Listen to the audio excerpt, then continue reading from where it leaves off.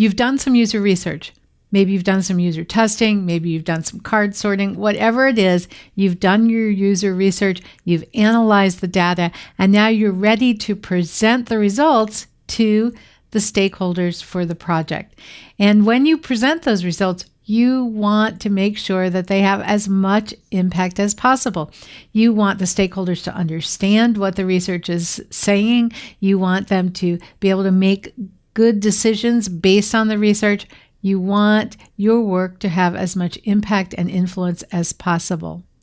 How do you do that? Are there things that you can do in the presentation that will make the results better understood, that will make the results more impactful? And that's what we're going to talk about in this course. We're going to cover all the different things that people tend to do wrong when they give presentations, all the problems that might cause in the use of the results. And we're going to talk about how to avoid those problems and what you can do to make sure that your results from your user research will have the maximum impact possible.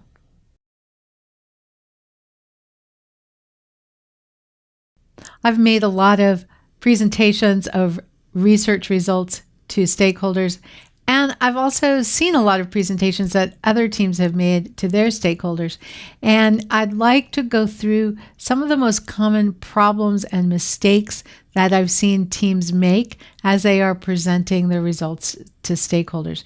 So let's talk through some of these. The first one that I want to talk about is assuming the amount of detail that the stakeholders want or need. And this mistake that people make is that they either assume that they should give a lot of detail when they shouldn't, or they assume they should not give much detail when they should. So let's talk about this. You do your user research, whether, let's say it's a user test or a card sort or any kind of user research, and you may have a lot of data. You may have if it's a user test, you have exactly what did all the participants do and what percentage of participants did this versus that. If it's a survey, you have lots of data. Whatever the research is, you probably have a ton of data that you have had to analyze and go through and come up with insights for. So the question is, how much of this data do you share with the stakeholders? And I've seen teams where they have presented almost all the data. The presentation is full of tables and charts showing how many people did this and how many people did this, every small little bit of data, or they hand over a report during the presentation, that's this thick and it has all the data in it, and then they walk through it all with the stakeholders. I've also seen the opposite situation where the team comes in and has just a few high-level insights and recommendations for what to do based on the user research, and they talk about those. So what's the right amount of data? Should we give a little bit or should we give everything? And the answer is, it depends. It depends on the stakeholders that you're presenting to. So let's talk through that a little bit. So first of all, how involved were these stakeholders in the research as it was going along? So if you have stakeholders that were quite involved, that you worked with to determine what questions the research is supposed to answer, who stakeholders were quite involved in picking the methodology, what type of research are you going to do? They were very involved in figuring out who the participants were going to be and what tasks you were going to test or what survey questions you were going to write or whatever is the user research. If the stakeholders were very involved all along the way, then chances are you can give them more detail rather than less because they're going to understand the context of all the detail that you give. So if you were doing a card sort and now you want to talk about which categories participants put this particular card in and show them all the variations of what happened during the study, that those stakeholders who were involved all the way throughout, they may be okay with that because they were so involved. So that's one thing to think about. How involved were these stakeholders? If you have stakeholders who are funding the study and maybe worked with you up front about what the important questions were that you wanted to get answered, but did not have any other involvement, did not figure out the methodology, they weren't involved in a detailed way with recruiting participants and so on, then maybe they will not be ready for all that detail. They don't want all that detail. Now, one thing you got to take into account is that if you ask people, how much detail do you want to see? Sometimes people will say, oh yeah, show me, just send me everything, when actually that will be not a good thing to do. That will overwhelm them, and then they won't pay attention to what's important. So instead of asking them how much detail do you want, the best thing to do is for you to make an initial determination based on that one criteria we gave you, which is how much were they involved. That's one thing. Another thing is, how familiar are they with the type of user research that you're doing. So you might have stakeholders who have done card sorts before, or have done user testing before, who have been involved. And even if they perhaps weren't involved a lot in this particular study you did, they understand, what user testing is. They understand what card sorting is. And so you can give them a little more detail because they understand what it is they're looking at if you give them a particular chart or type of data. So that's a second criteria, if they are very familiar with the type of study. So if they collaborated a lot, and if they're very familiar with the type of study you're doing, then you can give, I would say, a moderate amount of data to them. If they were not very involved, and or they are not experts in this methodology, which they might not be because that's why you're doing it, then you want to back off and give them less. And in general, if you're not sure, it's always better to give less. And then if they ask for more, you have all the information. You could decide what next to give them. And in fact, when you are preparing the data analysis for the presentation, after you've done all of your analysis, you might want to think of it in 3 stages. Here's the minimal amount of information you think you should give them. Here's what else you should give them if they ask for more. And then if they ask again for more, here's the 3rd level of more that you would give them, so that you're prepared. So you start with that smallest level that you think is appropriate for them, but you're ready to give more detail if they ask for it.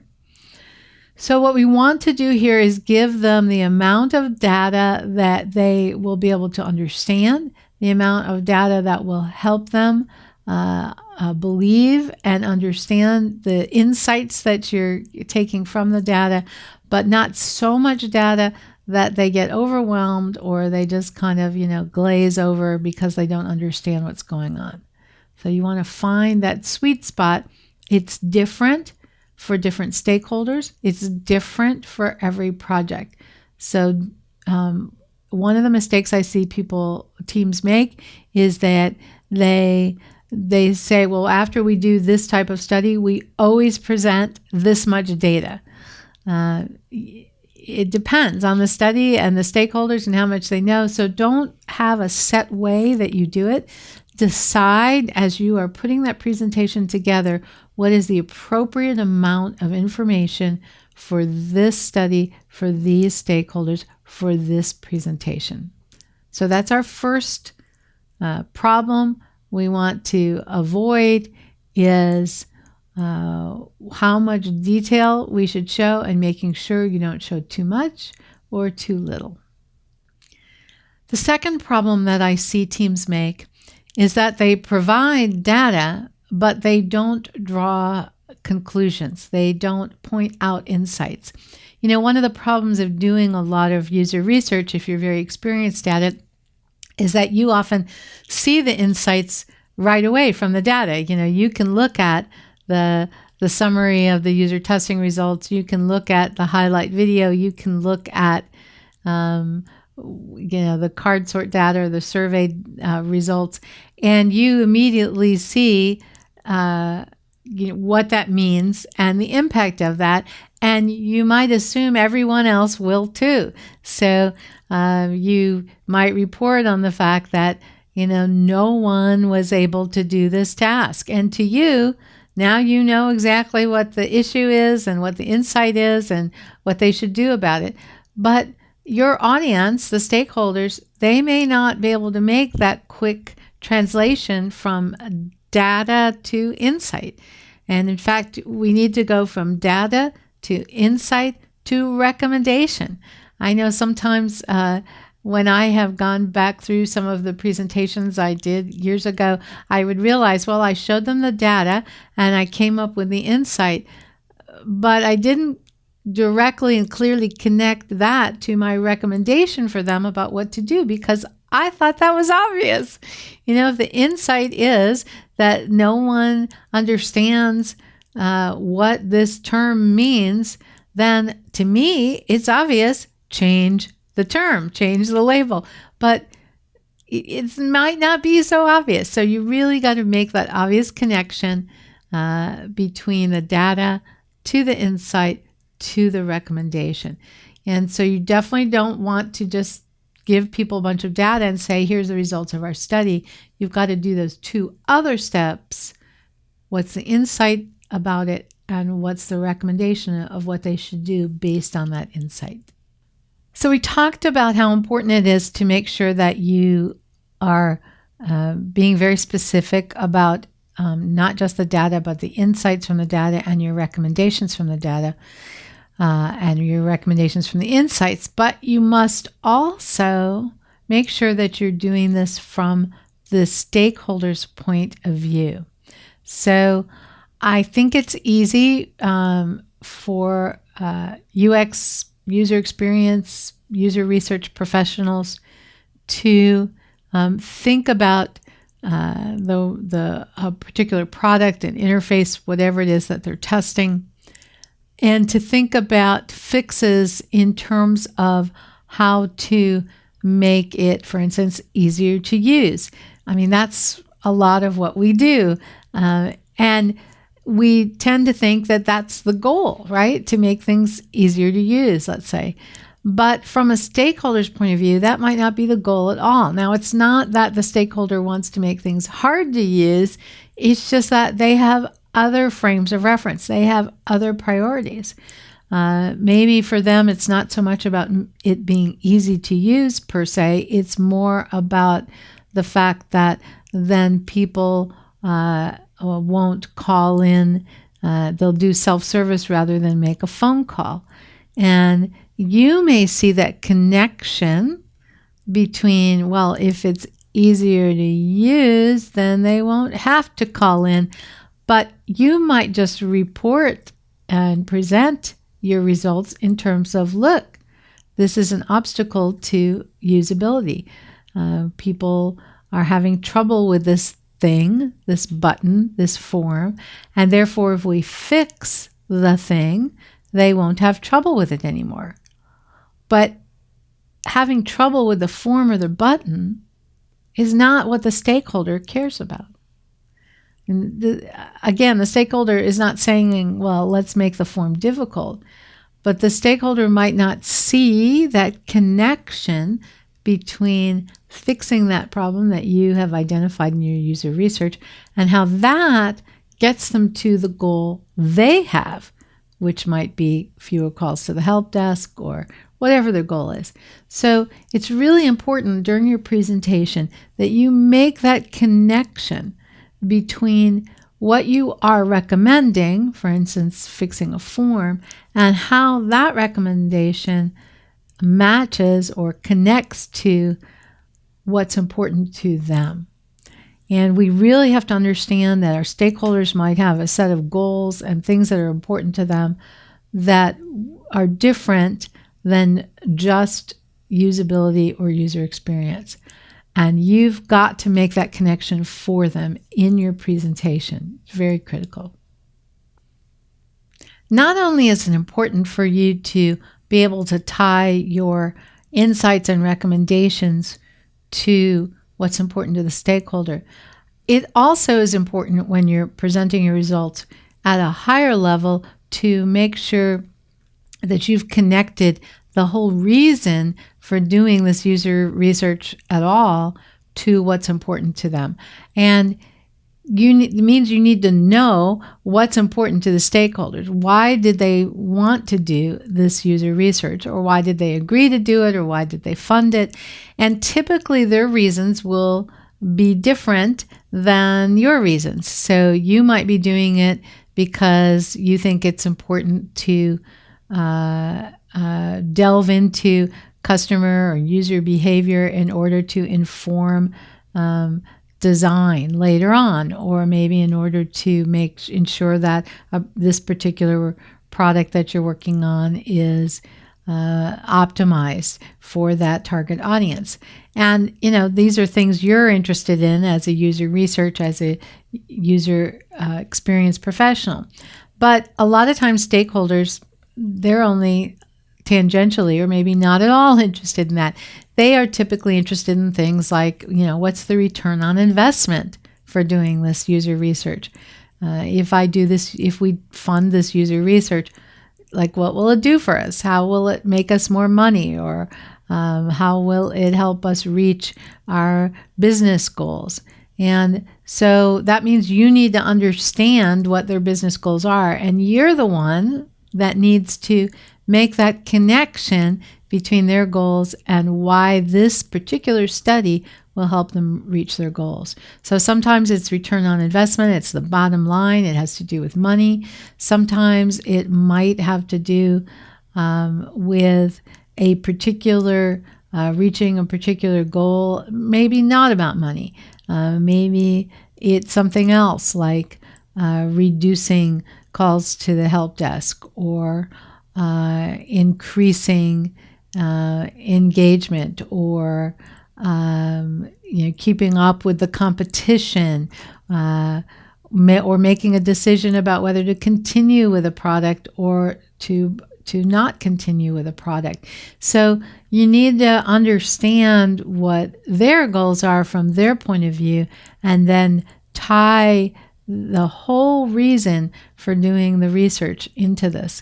And one way to think about this is to think about the difference between features and benefits. So for instance, when I am working on proposing user research to the client, I'll talk about, if you do this study, what will you get out of it?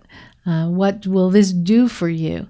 And instead of saying things like, well, it'll help you better understand your customers, or it'll help you know whether the product has user experience problems. Those are kind of, my view of the world, my view of, features of doing the research. But I want to think about it in terms of what is the benefit to the stakeholder. Well, if you do this research, then you will have less rework to do later because you'll find out what the problems are before it is released. Or you'll find out if there are any problems before the product is released. So maybe saving on possible future rework is really important to them. So that's a benefit of doing the research. So you always want to be able to frame why you're doing this user research in terms of how it benefits them. And you want to make sure that in your presentation of your research results, you reiterate at the beginning of the presentation, just a reminder, here's the benefit of here's why we did this research. And make sure it's always framed from the stakeholder's point of view. Another mistake I see people make is that they are preparing the presentation and planning to give it to this group of stakeholders, but they don't realize that those stakeholders need to also make a presentation about the study themselves to people higher up. So really, when you're preparing that presentation for this group of stakeholders over here, what you don't realize is that you're also preparing a presentation for some other stakeholders up here. And so it's important to know your audience for your presentation, but it's also important to know if your audience needs to themselves to present that, and if they do, you want to help them with that. So typically, what I'll do is I'll try and find this out ahead of time. Who's this? Who are the results going to go to? So I know. And then what I'll do is I'll build in, and I'll even talk to my stakeholders about this, and I'll say, look, we're going to have a meeting with you and present the results initially, and then I'd like to talk to you about how together we can put together a presentation for when you need to present the results to, for instance, your management above. So I like knowing ahead of time if they are going to be doing that. And then I want them to know when I give the presentation to them that this is the preliminary presentation, and I'm going to help them craft a presentation for their audience. And I think that's really important. It'll help them really pay attention to your presentation. If they are sitting there watching your presentation and worrying about, oh man, how am I ever going to present this to, my manager? She's not going to, there's so much detail here, and I don't think she's going to be interested in all that detail. Then they're not really paying attention to you and your presentation. They're worrying about something else. So we can take all that worry away by if they know that this is the preliminary one, and you're going to help them come up with another presentation to the group above. The type of presentation you give, the things you talk about, the amount of detail you go into, it depends on who your audience is. So you will help if you know ahead of time who's going to be at the presentation and whether there are going to be multiple presentations that need to be prepared.